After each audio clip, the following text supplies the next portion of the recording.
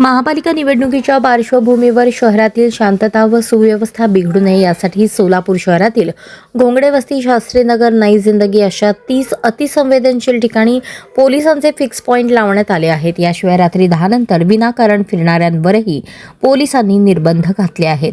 महापालिका निवडणुकीत उमेदवारी अर्ज मागे घेण्यावरून शिंदे व सर्वदे कुटुंबातील वाद विकोपाला गेला, त्यात बाळासाहेब सर्वदे यांचा खून झाला।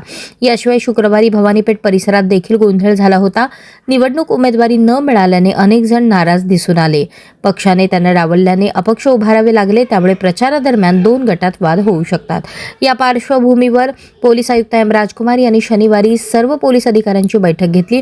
त्यात त्यांनी रात्रग्रस्त गस्त प्रभावीपणे करावी, रात्री 10 नंतर विनाकारण फिरणाऱ्यांवर लक्ष ठेवून कारवाई करावी अशा सूचना दिल्या। त्यानुसार शहरातील विजापूर नाका, MIDC, सदर बाजार, जेल रोड, जोडभावी पेठ, सलगर वस्ती, फौजा चावडी या 7 पोलीस ठाण्याच्या हद्दीत अंमलबजावणी सुरू झाली आहे। रात्री 10 ते 11:30 12 वाजेपर्यंत शहरातील प्रत्येक नगरात गस्त घातली जाईल। गोपनीय माहितीच्या आधारावर लगेचच प्रभागात कोम्बिंग ऑपरेशन राबवले जाणार आहे। अतिसंवेदनशील भागात फिक्स पॉईंट 30 ठिकाणी अतिसंवेदनशील, त्या ठिकाणी 16 जानेवारीपर्यंत पोलीस बंदोबस्त राहणार आहे।